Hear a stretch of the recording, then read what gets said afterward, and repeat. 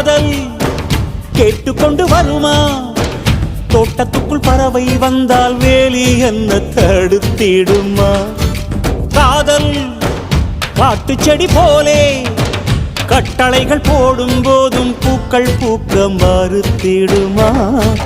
புலி வாழும் குகையுள்ளே கிளி வாழும் வீரத்தை மனதோடு தந்திடுமே காதல்தான்.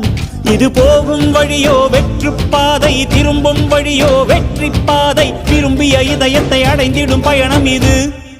கடல் தாண்டும் பறவைக்கெல்லாம் வழியில் மரங்கள் கிடையாது. ஆனாலும் கண்டம் தாண்டும் சிறகுகள் வலிக்காது. மலையேறும் எறும்பின் கால்கள் வெயிலை மிதித்து உடையாது.